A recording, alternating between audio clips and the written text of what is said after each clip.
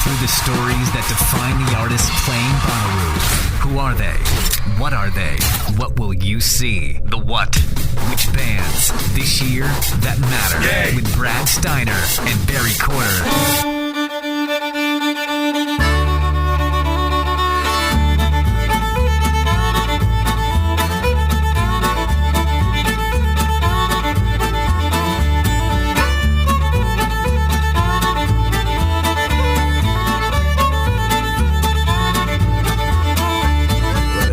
Walking down the street, down the street, down the street, a pretty gal I chanced to meet, and she was fair to view. Buffalo gals, won't you come out tonight? Won't you come out tonight? Won't you come out tonight? Buffalo gals, won't you come out tonight and dance by the light of the moon?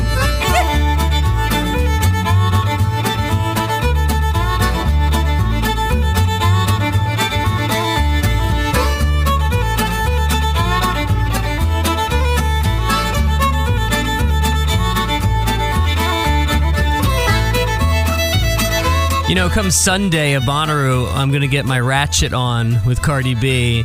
But Thursday, I'm getting my hillbilly on with the Grand Ole Opry. Have you ever been described as fair to view? You know what? Shockingly, I haven't. What a great line. I couldn't be more excited about this week because when we looked at the schedule, we looked at the lineup when it first came out. I think that we all sort of assume there's going to be some sort of like country music super gem, whether it's Ed Helms and the Bluegrass Situation or even the Opry from last year. But when we saw the Grand Ole Opry this year and where they decided to put it, I think our eyes bugged out of our head and said, this is something we know we have to be a part of. Absolutely. And then they didn't release the lineup for a long time, till a couple of weeks ago. And then when we saw who it was, our eyes bugged out again. And I think the reason we were so excited about the Grand Ole Opry being on Thursday is because, A, they've never done it before. Right. And then B, the Fan Fest, the CMA Fest is the weekend right before this. And so if you happen to have a giant swath of the country music community, all 60 miles north of you, right, 3 days before your festival begins, yeah, you can start to put the pieces together. And if you're the festival and you're courting Nashville as they have been in the last 4 or 5 years, it all makes perfect sense. We were able to do this kind of on the fly. Yeah, worked hard to try to get our guest, and he was cool enough. He actually was in town to perform on Friday and called, left me a message about the time I was heading down to the festival. Said, bring your microphone and let's do this. Let me guess, you forgot your microphone. I didn't get the message till the next morning, but he was really cool to work with us, and we made this work. Well, we'll talk to Ketch from Old Crow Medicine Show here in a second, but let's set the table a little bit. The Grand Ole Opry on Thursday.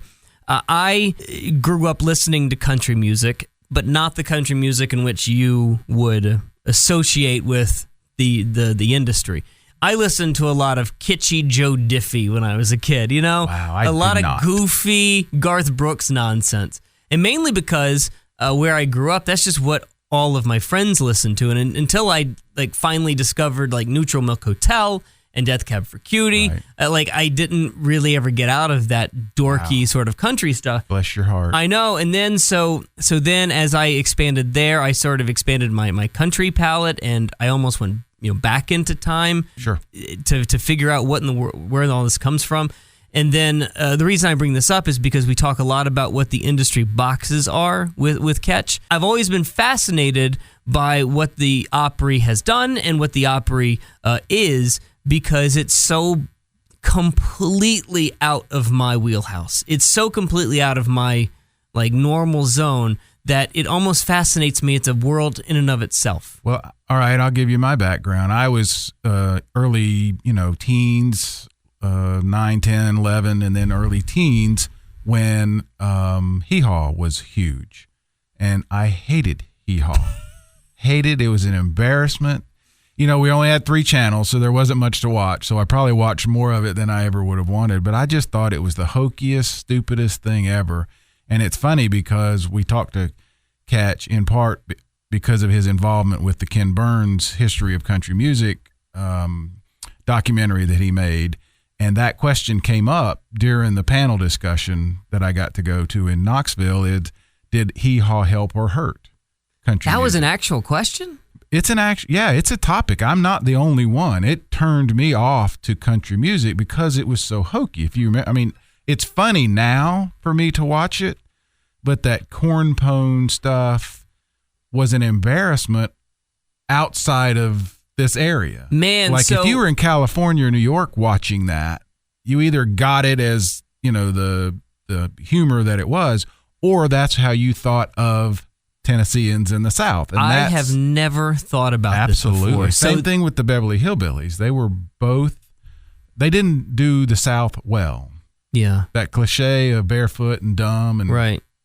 came in part from Hee Haw and That's Beverly so Hillbillies. bizarre because the South before that was so gone with the wind. Right. I declare it sure is a hot summer day out here. Yeah. So it went from there to then becoming a self-parody. Right. And not almost everyone thought it was a parody. That's what I mean. So a lot of the country thought, well, that's how we are here. And, so let me just pretend that we are in the mid 70s or the late 60s, right? When Hee Haw is around. Okay. So Hee Haw is around and you're in a different part of the country and you might maybe be a fan of Hank Williams Jr. You might be a fan of some sort of country music, but then they put on this cartoon-like version of what the South is, and then your ideal of it is completely different. For me, and again, I was of that age. I was into the Ramones and the Beatles and stuff. So like weird that that cartoonized the country crowd and cartoonized the South.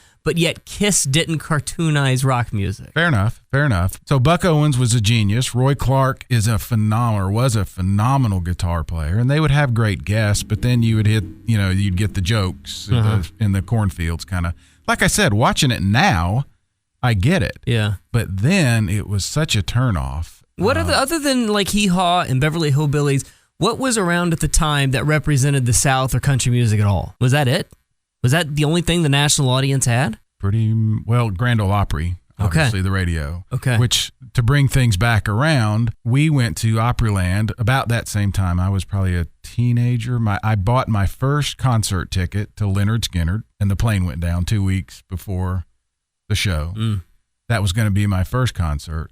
Some weeks later, we as a family are at Opryland, and we noticed this crowd just walking into this building, so we followed them and found out it was the Grand Ole Opry, and we took a seat, and Marty Robbins was the performer. Kidding. So that was my first concert, and I love Marty Robbins. Did it change your perspective of it? It did, and then this is kind of bringing a whole circle together. The Blues Brothers came out about the same time. I was not a blues fan, but that movie was my gateway to guys like Delbert McClinton, some of those guys that I started looking up and then backtracked all the way to Robert Johnson. And that sort of opened my mind to country and then discovering Merle Haggard.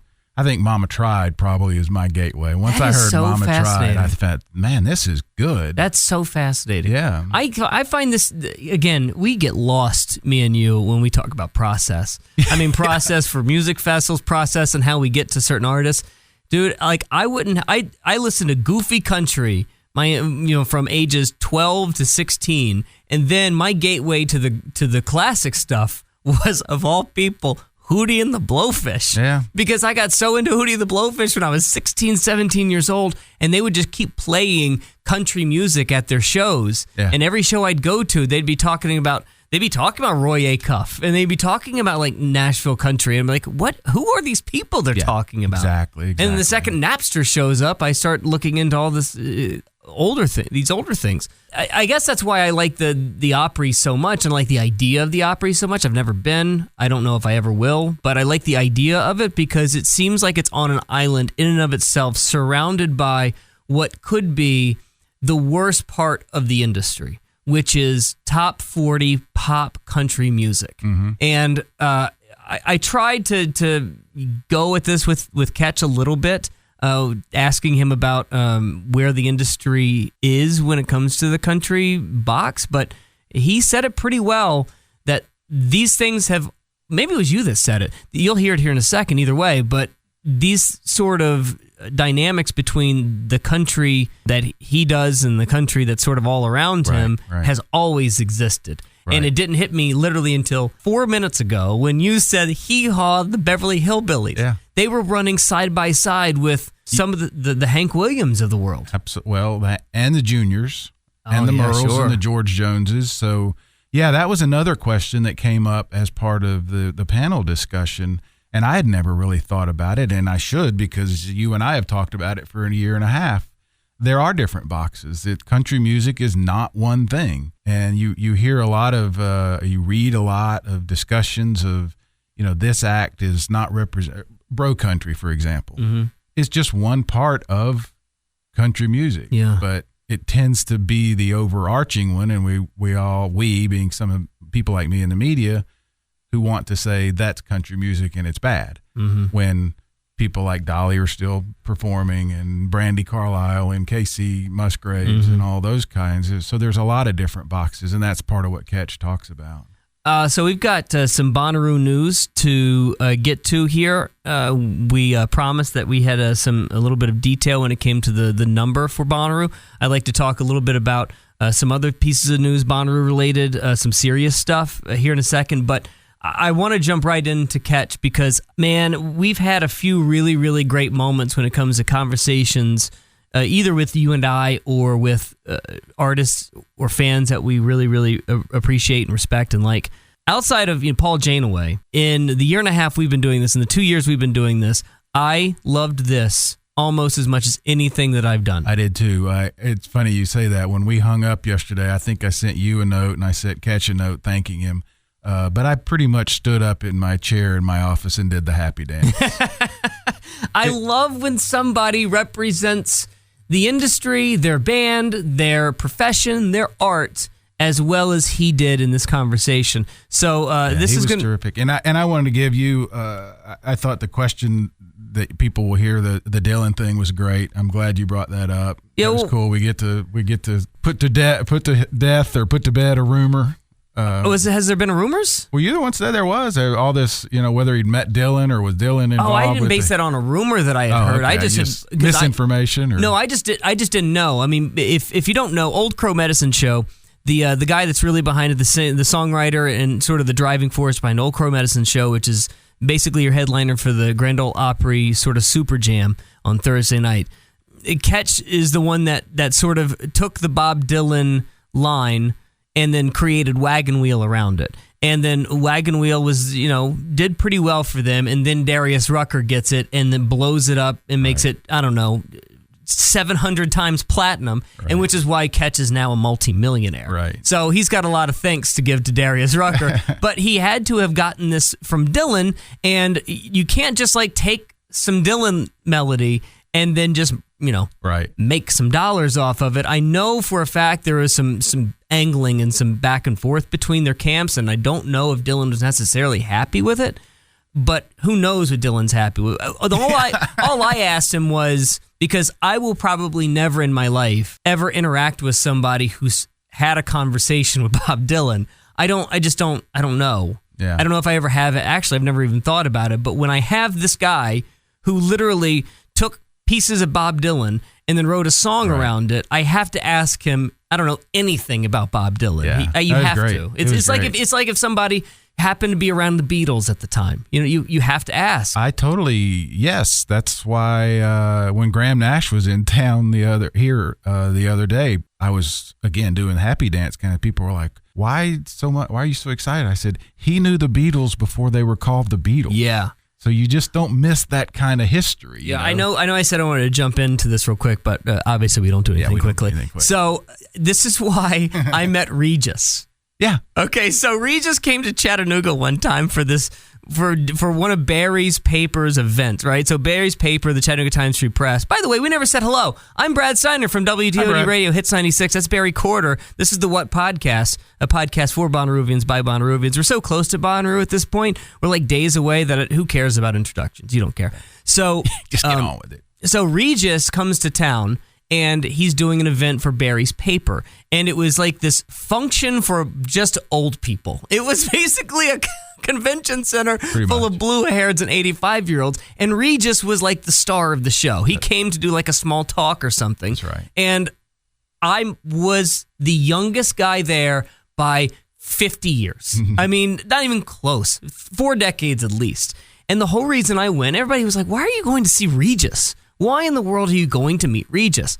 And I said, one reason and one reason only. He's met Dave. Dave right? Letterman. Yep. Dave I knew where Letterman. you're going. Because Dave Letterman is my hero in life. I am not anybody if I don't have Dave Letterman. I don't have a perspective. He's everything to me, right, as a kid.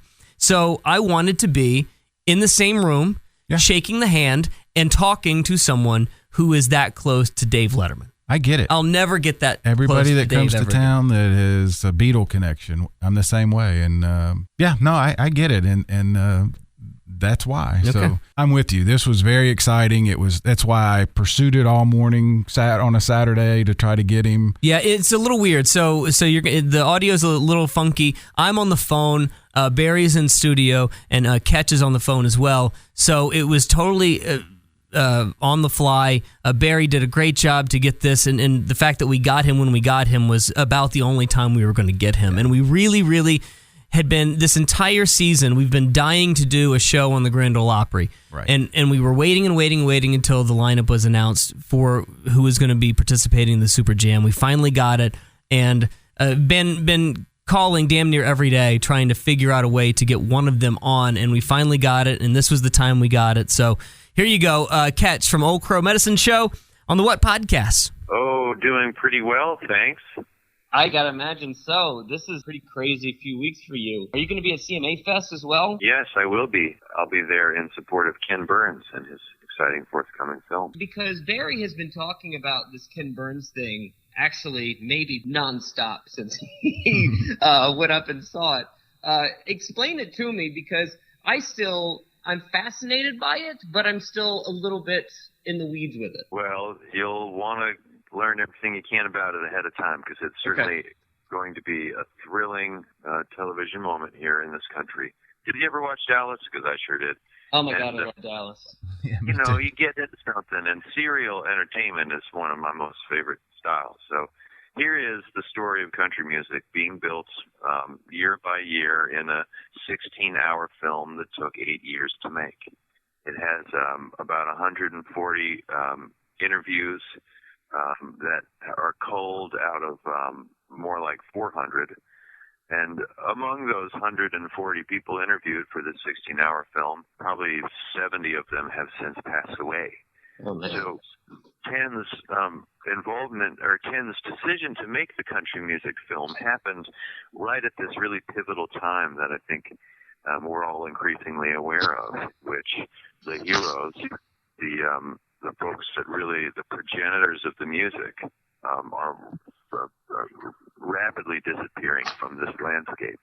So here's a film that kind of captures, the last hours of Merle. And Merle is sort of the spirit guide throughout the whole piece. Also Marty Stewart. The footage is incredible. The story is, anybody who loves America is now going to love country music when they see this film. It sounds to me like you're not just an ambassador to the film, you're an ambassador for the entire genre of music. And I can't imagine that you thought that you would be that guy maybe in 1998. Well, even before then, I was watching Ken Burns movies, at about 11 or 12 when the Civil War series came out. And I grew up in the Shenandoah Valley, so I felt that the Civil War series on my PBS station was talking about my hometown, because they kept talking about the high school in my town, R.E. Lee. And they kept talking about the other high school that we played against, Stonewall Jackson High. And, the war was right outside. I mean, it was right over the fence. It was underneath the Walmart parking lot. It was troop maneuvers through mountains that you could see from I-81. It was all just felt very close. And so the Ken Burns part of it actually feels like something I've been waiting to have happen for a long time. Yeah. And not a surprise. And then as far as the spokesperson of country music goes, I've been really, it's been really wonderful to get to tell my version of the story. But, country music is such a vast thing that, what I've learned to do is just one little part of it. But I love this genre, and I love being a part of the country music family. Yeah, it's interesting. Brad sort of jumped right in and nailed it. The conversation that we had, what he's referring, I was in Knoxville for the Ken Burns presentation. You guys were doing a whole sort of bus tour. Ken was there, the producers were there, you were there as part of a panel, and it's fun to hear you talk about in your backyard, because I am literally sitting on Missionary Ridge as we're doing this interview. So I get that, and when I moved down here from Indiana, people used to say, "Are you a Yankee or a Rebel?" And I'm like, "What are you even talking about?" It's very much alive here. But that whole timing of it that you mentioned, we lost all these people, Johnny and Merle and on and on. The timing was just right for this series. I say just right. It could have been done anytime, but there are so many levels to this series. Yeah, it's going to be a really beautiful film. I'm really excited about the kind of scholarship that can follow the country music story, because country can be sort of have a sort of xenophobia to it. Here in Nashville, we like to think that we made it all up and it's a Nashville thing and we kind of own it and we can tell you what it is and what it ain't. But the truth is that country music comes from Chattanooga and from the copper mines east of there, and from the mica mines of western North Carolina, and the coal mines of upper East Tennessee and southwest Virginia, and then it comes from Indiana, right. From bands from the 1930s like the Hoosier Hot Shots, who sold a lot more records than anybody in Nashville at that time. Yeah. So I think having the outsider perspective is something that's really great about this film, because here you have America's premier documentarian, just a treasure of a filmmaker, talking about something that has had this tendency to be that, you see the kind of, Nashville loves to tell its own story, to blow its own horn. We just watch ABC over the past couple of years. We've had our very own self-aggrandizing version of Dallas. But that's not country music's story. I mean, that's got a lot more in common than the Ewing family than I think the Cash. Let me jump in, Brad, because there was like 2 or 3 points that I remember from that interview. One, everyone was asked, who was the powerhouse? Who was the one person they wanted to meet? Who made their knees buckle, so to speak? And every one of them, can you guess said who they said? Dolly, of course. The other point that really stuck with me is that country music is very, very vast and different. It's not one thing, and we all want to talk about country radio and pick on the industry or whatever, but Ketch, correct me if I'm wrong, but it was sort of pointed out that Merle is every bit as different as the Carter family, as George Jones, as, Jimmy Rogers, on and on and on. So we all want to put it in this one box, and it doesn't fit into the box. Yeah, it really doesn't.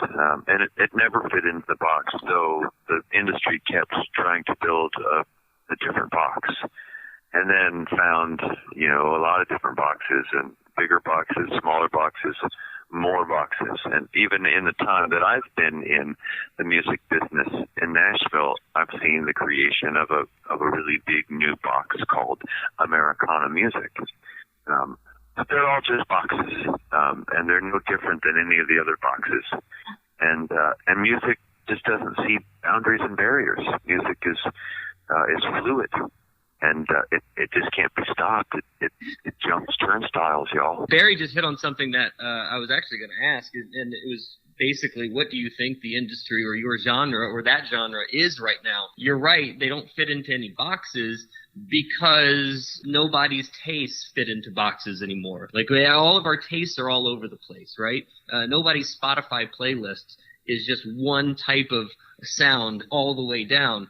And that sort of is, I would guess, listening to you guys, that's sort of the way that you guys have crafted your band and the way that you've crafted your songs, is that you're not really beholden to any type of real style, one specific style over another. You're limitless almost. Yeah, we really pride ourselves in being able to play a lot of the different kinds of traditional American sounds.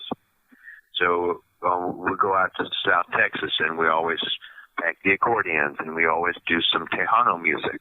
No kidding. when we're out in further in the Southwest, there's this great kind of music that the people around Tucson, the indigenous people, called the Tohono O'odham, play. And it's a genre, it's a box called Waila, which means, dance. And so this is a kind of polka music with saxophones. And so I can sing a little bit of that. And then, I can sing in Japanese, and I can sing in Lingala and about 6 other Equatorial African languages. The limitlessness is not so much what we've done so far in the first 21 years of this band, but what could be as we continue to grow and learn and be inspired and recalibrated to this beautiful mystery that is ever unfolding, this story of the music of the people of the world and how it unifies us and makes us one. And I think increasingly in times like these, forces of unity, that's what you got to cloak yourself in. Hey, Barry, when Ketch says something like that, he starts talking about how it unifies. It almost sounds exactly like the brand values and the core values of Bonnaroo. Yeah. Which is a perfect lead into kind of why we're talking to Ketch. Is Brad and I, Ketch, have been so excited about this Grand Ole Opry stage thing since it was announced. It's been like just these 3 words on the schedule, but we immediately latched onto it as this important, big, huge opportunity. And then when it was announced, the lineup, and you guys were on it, we both were like, well, we gotta talk to them. This is it seems like it's going to be as big a deal as we think. What can you tell us about it? Well, last year was the first year that the Grand Ole Opry broadcast remotely since, I want to guess, about 1945, when the Grand Ole Opry went to Carnegie Hall. So, I mean, that in itself, it's been 75 years since the show left Nashville. It's crazy. Yeah. So for it to travel 75 miles south down I-24 to go to Bonnaroo, it's not as nearly as much of a geographic leap. But for the leap in this case is not the Opry moving uptown to the city, but here the Opry moving to the festival, to the jam campground, to the angel-haired hipsters and millennial generation, and all of the folks for whom Bonnaroo is the ultimate slip slide. Angel-haired hipsters down the slip slide. That sounds like my indie band. I love that description of it, and I love the way that you paint a picture with your words, because I just know based on the words you're using, Bonnaroo means something to you. It sure does. Old Crow started playing Bonnaroo the first year it opened. In fact, we were the first band to take the stage. And it was, like 11 o'clock in the morning on I guess the show started on a Friday that year. Mm-hmm. Everybody was stuck in traffic trying to get there, so it wasn't much of a crowd. But, we walked onto the stage knowing that we were outsiders to the kind of particular jam band sounds that were prevalent at Bonnaroo in its infancy before it had sort of become, multi-ethnic, eclectic, the kind of Golden Corral buffet line that it can be now. With just, you want shrimp? Gravy. This Post Malone tastes delicious. Little grits with that. I like it. What is the? Have you guys already had meetings, talks about how the set's going to go? Well, I'm sort of basing it on last year because we were really involved, and I was the host, and it was and then there were a number of meetings leading up to this first one. So this is the second one, and we definitely know some things we didn't know before. And we have our meeting on Monday after this big weekend with Old Crow with the Ryman comes to an end. And then I'll put on my Opry at the Roo hat and we'll start talking through. But one of the things that makes the Grand Ole Opry-Roo, as I think of it, so special this year is the lineup, which is incredible. Right. Do you remember who's on it? Because I could Well, think the of name that I'm most excited about is somebody who's actually been to Bonnaroo before, and I don't know if a lot of people know Ricky Skaggs. Yeah, I mean, when you come to Tennessee, there's an expectation that you're going to hear some great picking.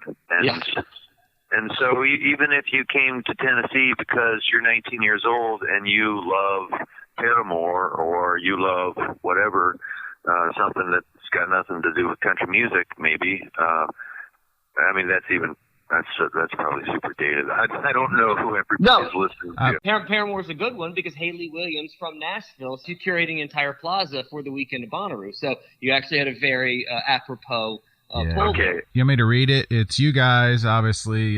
Steve Earle and the Dukes, Morgan Evans, Ashley Monroe, Wendy Moten, Ricky Skaggs, Riders in the Sky, Molly Tuttle, the Opry Square Dancers, and Bill Cody's going to be doing the announcing. Boy, it's going to be a great night. I'm just excited about sharing the Opry with the Bonnaroo audience.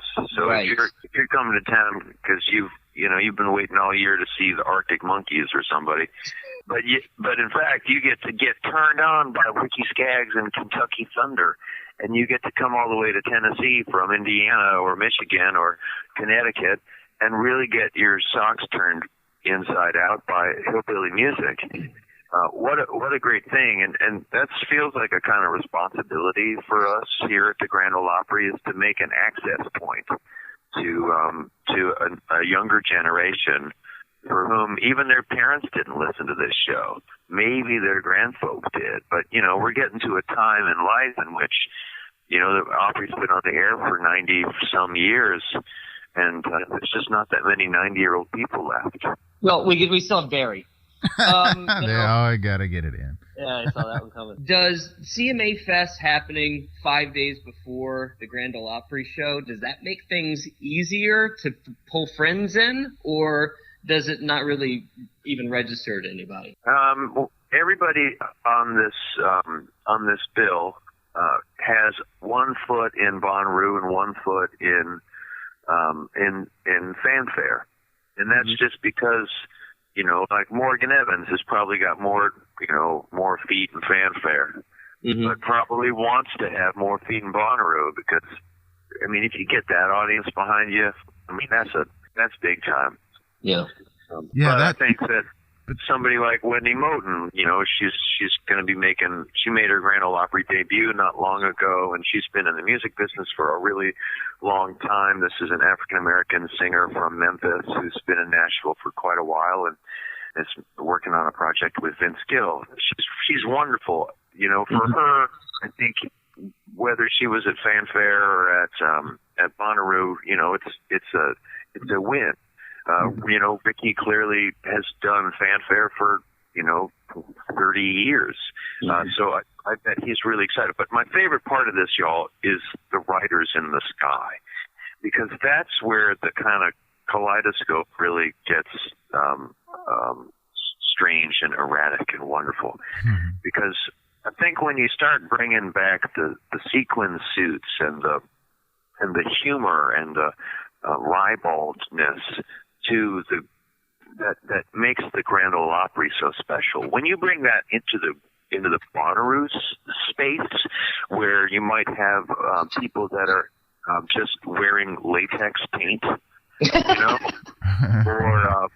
or whatever they're tripping out on. Right. To go see a band that's been playing for the past 40 years in these costumes and singing beautiful cowboy harmonies, I just feel like that's sort of the ultimate trip, talking coyotes and like sleeping on a cactus spur. Well, it reminds me of Wanda Jackson being there several years ago. I walked through Bonnaroo the next day and I got behind a couple of guys that were probably in their 30s, and I don't think they were right, but I'll never forget one of them said to the other, "Man, not only did she know Johnny Cash, she did Johnny Cash." And they were just that whole history, though, they were touched by the fact that, this woman was there when rockabilly was invented, kind of thing. So That's one of the things that we talk about on this podcast a lot, Ketch, is that sort of the Bonnaroo audience is there to be introduced to good music. They generally, for the most part, don't care the genre. That's probably not fair, is it, Brad? They're not quite that. They don't go too far afield, but they just want to see good music.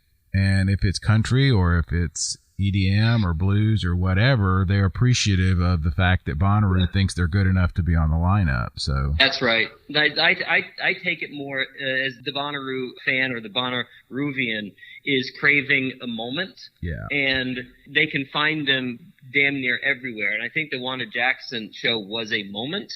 You're watching country royalty, right?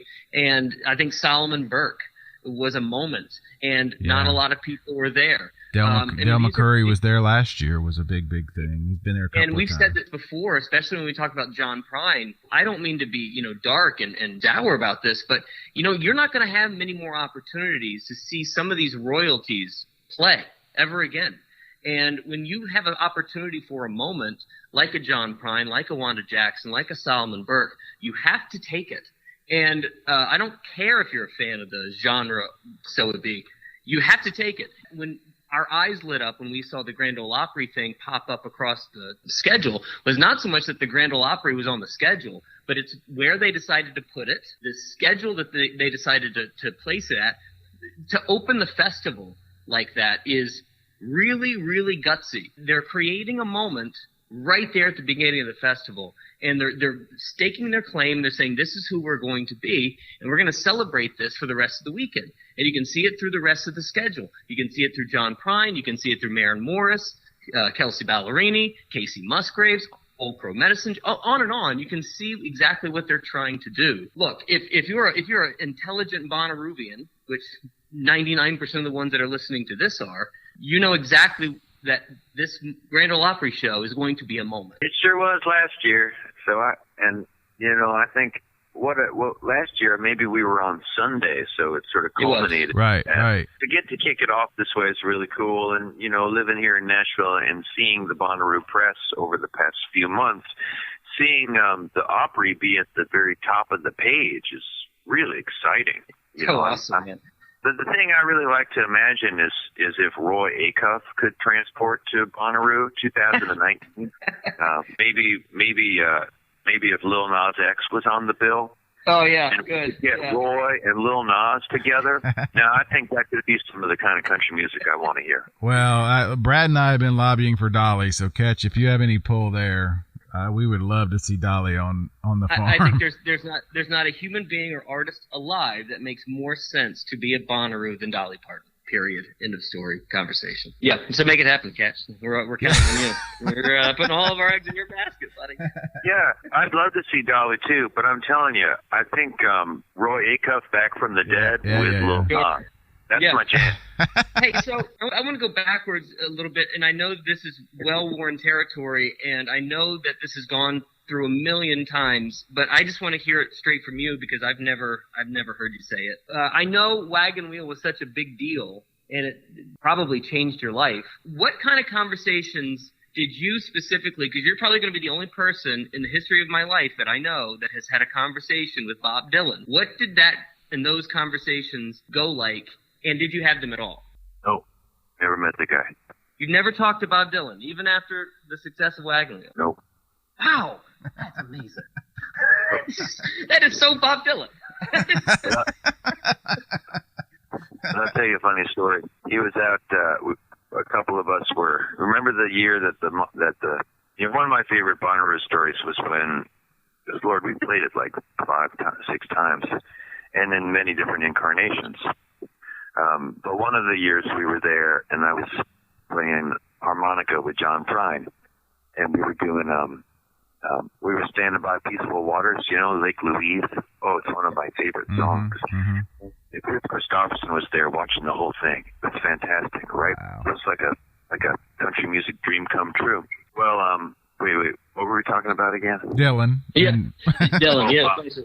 Thanks. Okay. Yes. So that was the same year that we met these really sweet and cute boys from England who I'd never heard of until we got up on stage with them, and everybody just shouted for the Mumford Boys.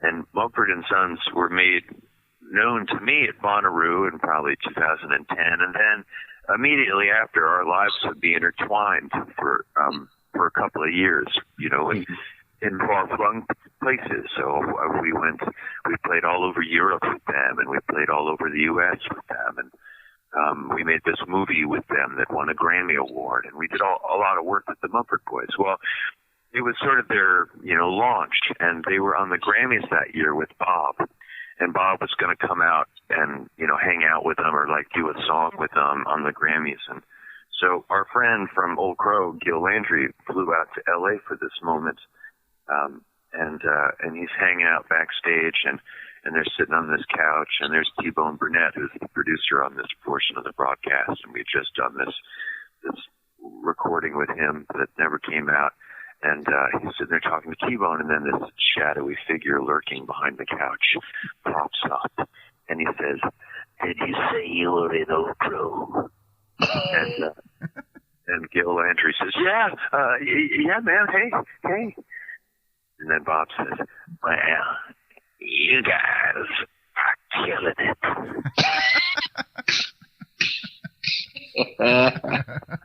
Nice. So I've never met the guy, but apparently he approves. I love that connection to Mumford, because it's amazing how long you guys were doing the sort of sound and the sort of band that you were, and how the industry and the sound came back to you guys. Is that, I know it's a clumsy, and I fumbled it a little bit, clumsy way of getting there, but your sound became mainstream, and you guys were just, hey, we've been around and been doing this for a while, guys. Right. Well, that's what happens when you're in a band for 21 years. It turns out you're older than Bonnaroo. Yeah. It's a fascinating tale, your band's story, and through every iteration, and been able to touch in so many different places of the industry is really, really fascinating. And I don't mean this in any way but positive, but you're almost like, you know, the industry's best kept secret, even though you've won Grammys, and even though that one of the biggest songs maybe ever, you still feels like, and this is the best compliment I can give, when I see you guys, I still feel like those are my buddies up on stage. Yeah. You know? Yeah, no, that's a good way to put it. I think it's so. It's such a personal connection that you guys have, and it's got to be because 21 years ago, you were everybody's friend when you were doing shows. Well, let me just jump on that. They played here in Chattanooga just last night, and that was exactly the vibe. Brad, yep. I think you nailed it. It's like everybody in the audience is like, hey, let me introduce you to my favorite band you've never heard of. And the crowd was huge. So your point is right on. Well, you know, when you come from our upbringing musically, you know, it's just when you start on the street corners, it turns out that even the biggest stage on earth is just another version of the street corner. It's the same bit, you know, you just try and get people to stand by and dance and hopefully, you know, love it. And you share that with them, and it's real truthful and honest, and there's no smoke and mirror. It's just music and joy and fun and fraternizing and gregarious love-making and all that groovy stuff, man. And if you do it long enough, then you find that you get really good at it, but that it kind of reverts to how it was in the beginning. I think that's the thing of what they say about music making you eternally young. I mean, that's the case in point of it, that you feel like you're 14 years old up there, even though flip the numbers, that's how old you are. Wow. Brad, we keep stumbling across themes this year, don't we, Brad? The street corner thing. Yeah, we've had a few buskers on this year. How many have we had that started on the street corners and learned to connect with an audience? What a cool thing. Man, I really do appreciate you coming on and spending some time with us and feeling as though we've got a friend up there. I think that the industry has so few really, really good ambassadors to the art.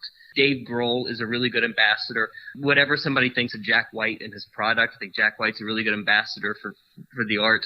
And for country music, I don't see, or even the Opry, I don't see many people waving the flag as good as you are. So thank you for that. As just a fan, I appreciate how well you represent the industry. Well, I appreciate that a lot. And I will see you and all of you out there. I'll see you at Bonnaroo 2019. Yes, you will. Thanks for doing this, Ketch. Really, really appreciate it. And I'm really excited about the movie, too. I can't wait for that. Oh, it's really awesome. fun. Yeah, it's going to be great.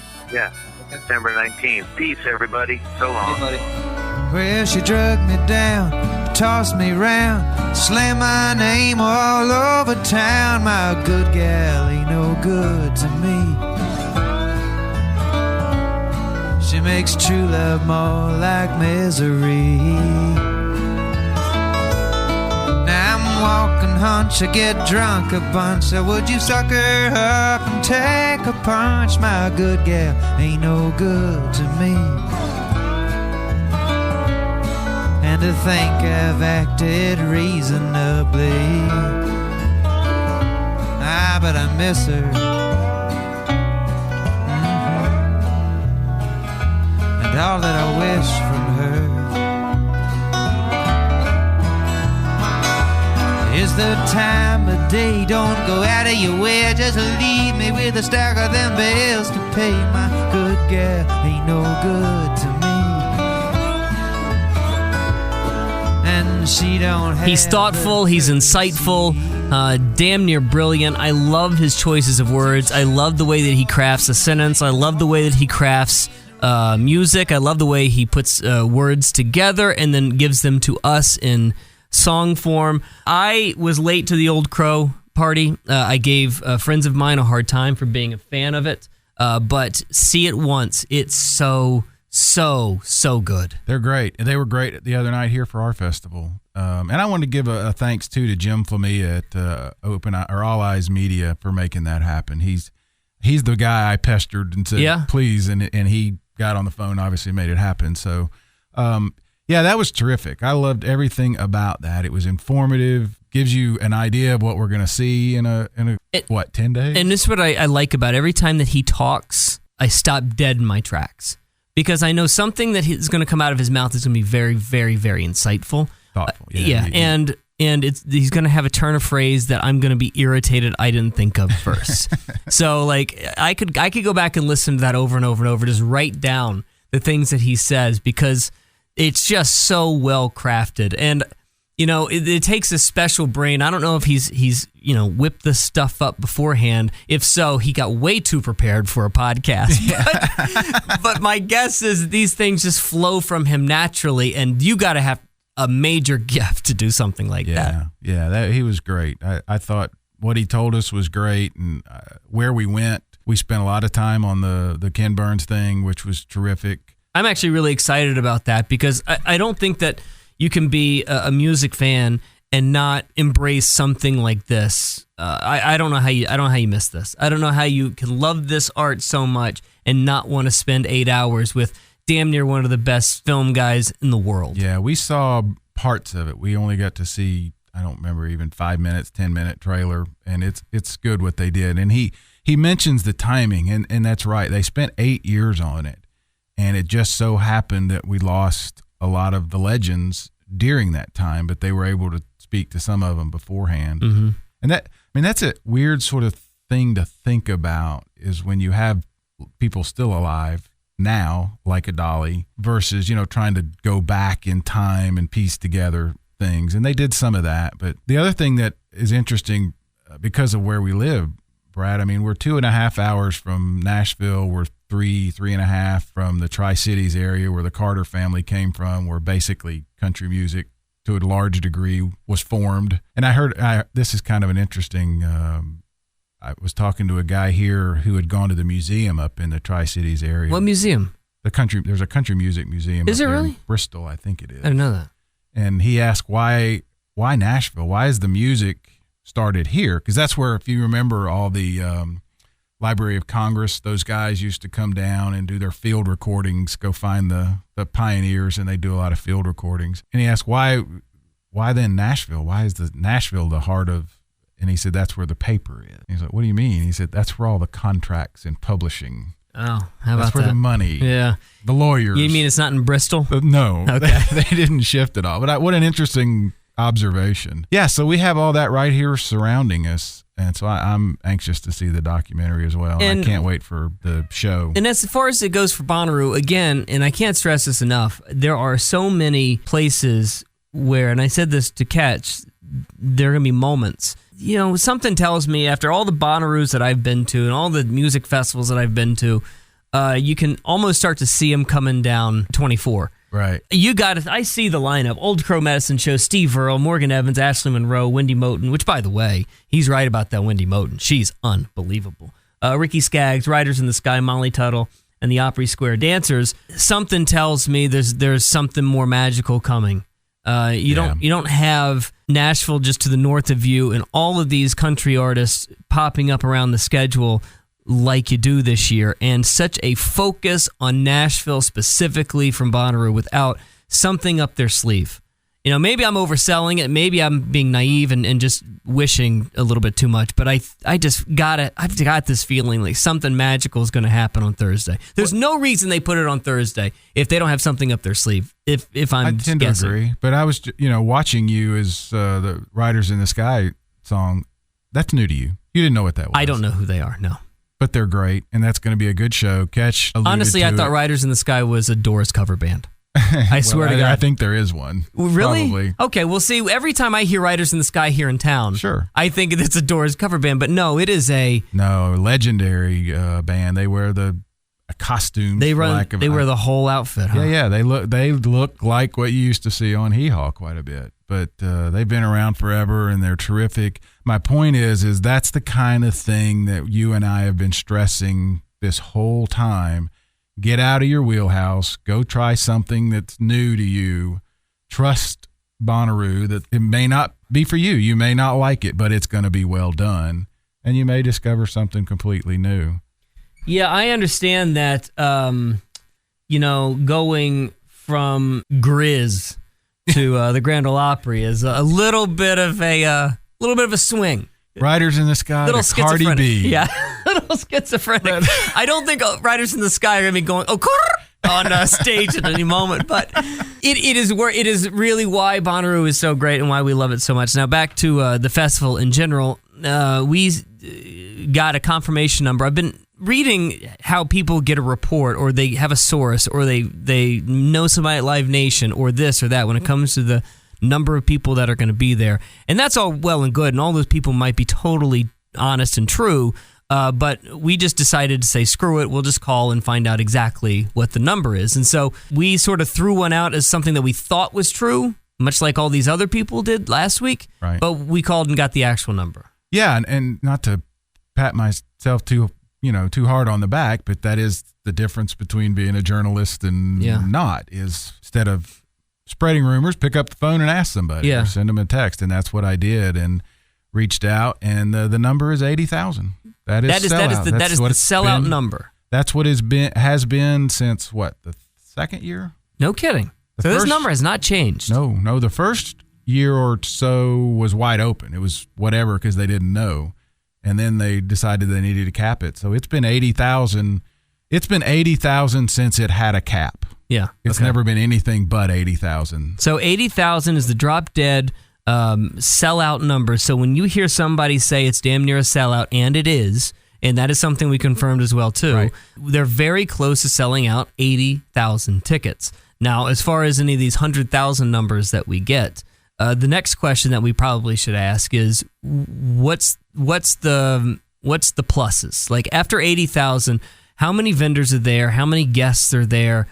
Do we count artists? Do we count volunteers? What is that number over 80? That we're not going to get a hard number on. Okay. But you can, from my knowledge, there's 2,500 or so volunteers. Mm-hmm. You can walk around and see how many vendors there are. You can see the support staff. But by the way, you know this for a fact that there are 2,500 or so volunteers because you had somebody very close to you, very involved with the volunteer program. Program. That's right.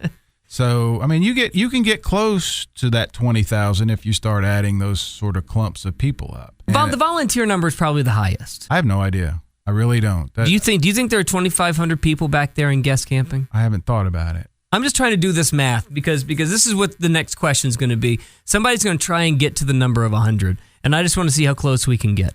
With vendors being, I would say 1,000.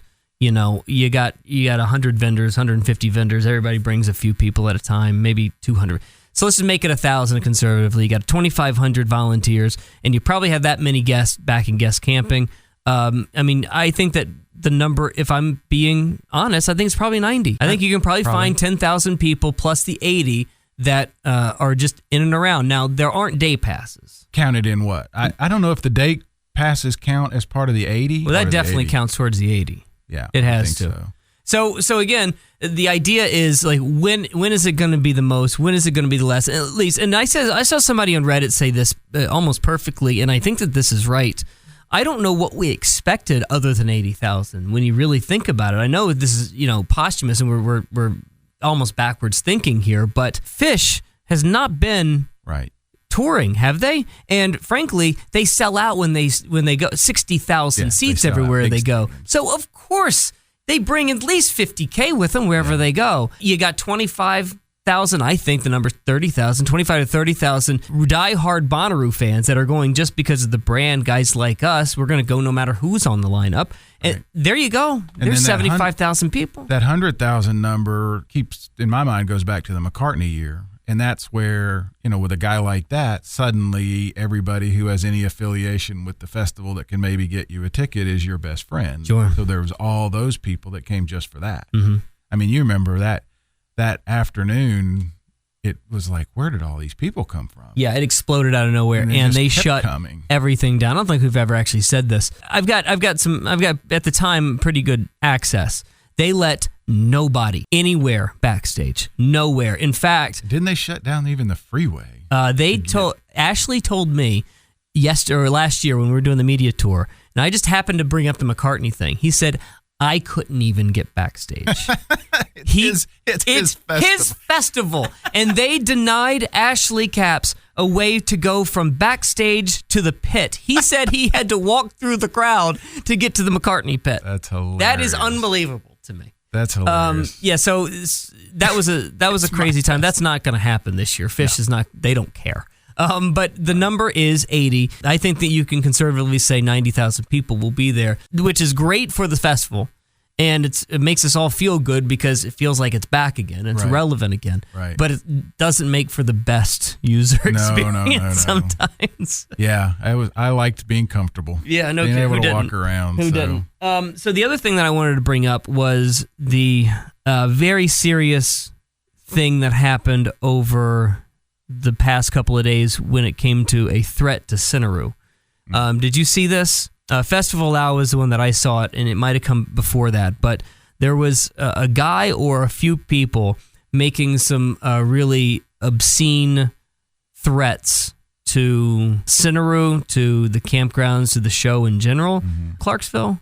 Coffee County. Coffee County. Yeah, whatever police department's there reached out to him, found him, has him in for questioning, and has sort of shut some of that down. I know this feels different because of all the other festivals, and especially since Las Vegas and the shootings at Las Vegas. But the same guy that shot up Las Vegas, right, and took out so many people, he was originally going to do that at Lollapalooza the same year, earlier in the year. And you want to hear something crazy? He rented a room. He got a room in the exact same hotel that I stayed at, on the exact same floor that I stayed. His room was a good 10 rooms down from mine. Had that gone through, it gives me creeps just thinking about it. I mean, it gives me chills down to my spine. I have forever, ACL Fest is different. ACL Fest, you're far, far, far away from a lot of buildings, so I never felt that sort of danger. But I've always had like a side eye ever since Vegas, and I never do feel totally comfortable, except at Bonnaroo. I've always felt comfortable at Bonnaroo. Yeah. I've never once felt like there was a time where it could even be possible. So this sort of threat, this sort of like bizarre rant that this guy went on that really didn't make any sense on Facebook, and I'm not even going to justify it by reading it. Just reading that sort of shook me to my core. Yeah. Because I don't like that feeling of being unsettled at the safest place maybe that I have in my life. Yeah, and it's, I mean, not to scare people, but the threat is real. You know, I used to live in that sort of bubble that it could never happen to me, never happen around here type of thing. And then we had the 5 soldiers shot, 2 days before you and I left for Hangout. They were shot here in town and killed. You mean Forecastle? Forecastle. Yeah, it was right before Forecastle. Hangout. Yeah, Forecastle. So it can happen. So I don't like saying this because it makes me feel like I'm peddling fear. But we would be derelict of duty as A, broadcasters, but then B, as your friend, to not remind you, please be aware. Just be aware. I know we get lost and we're going to get lost for 5 days, but please, please, please just keep in mind the world in which we live. I mean, we just saw what happened in Virginia Beach. Mentioned it before, but the security up there, when you're walking around, if you're new to it, you're not going to see a lot, but know you're being watched. Remember, we had somebody who sort of works with them tell us about the control room with all the cameras that you don't see. Oh, my God. I forgot all about that. Yeah, I remember they could tell what time it is on your watch. Oh, my God. I forgot all about that conversation. Yeah. So you're being watched. If something happens, I would expect that there will be people on top of it pretty quickly. Let me just say, there was a time when I was at Music Midtown, and I had a lanyard, and the person I was with had a lanyard, and her friend did not. And so I just decided to take my lanyard off and give it to her and let her go backstage and watch Weezer from the side stage within 45 seconds. I mean, that's what I mean. How in the world did you find me? A little tap on the shoulder. They carried me out. Oh, wow. They literally carried me out. And it was totally, totally bizarre. This is my environment, right? This is where I live and breathe. I know what I'm doing here. I couldn't believe I was being carried out of Music Midtown. We were talking with Drew Holcomb, remember, in that interview, talking about what he learned from AC with his festival. He said that level of technology for the weather. Oh, yeah. Remember that? Yeah, he was like, this is how you do it. Sure. You don't have the app on your phone. Yeah, believe me, that ain't the only piece of technology they're using. Point. It ain't just weather they're using the technology for. That's my point. It's a big-time operation. Well, there you go. Grand Ole Opry episode. I absolutely am thrilled about the Grand Ole Opry. I'm glad they're featuring it on Thursday, and Ketch could not have been a better guest to sort of put it in perspective for us. And I wanted to mention we're getting, it's almost travel time, and you and I both created Spotify podcasts. Playlist. Spotify playlists. And so people want to listen to some music coming on while they're driving. That's a good idea. In fact, I should probably update. I should probably throw in some more stuff in there that I like, because the only things that I put on my Spotify playlist were the ones that I featured as picks. Right. So I might as well just throw some other stuff in that I like, even if I'm not going to be going to the show. Yep, I did. I'm going to do the same, add some more, because I keep finding new things. Oh, and by the way, the other thing that we confirmed this week is we're absolutely doing Camp Bonnaroo. Yep, we're gonna do the beer exchange. We're gonna do a podcast from there. That's right. So we're gonna try and bring the whole setup and the whole team and have everybody out to the Camp Bonnaroo beer exchange. The only problem is that I got to figure out how to bring some of my cellared beer, but because they're all bombers in glass, I don't know how I'm gonna get that in. That's a good point. Yeah, I don't know how to do that. But yeah, we're gonna do that, and I think we have a couple other things lined up on site. So gonna be a busy week. All right, we'll see you. I think we got one more show. I think next week we're gonna do one really quick odds and ends show, and then it'll be Bonnaroo time. Well, we have another interview too. Oh, that's right. DeLacy. Yeah, we have DeLacy next week, and we'll clean up whatever's left up to talk about before Bonnaroo. Journey through the stories that define the artists playing Bonnaroo. Who are they? What are they? What will you see? The what? Which bands this year that matter? With Brad Steiner and Barry Corder.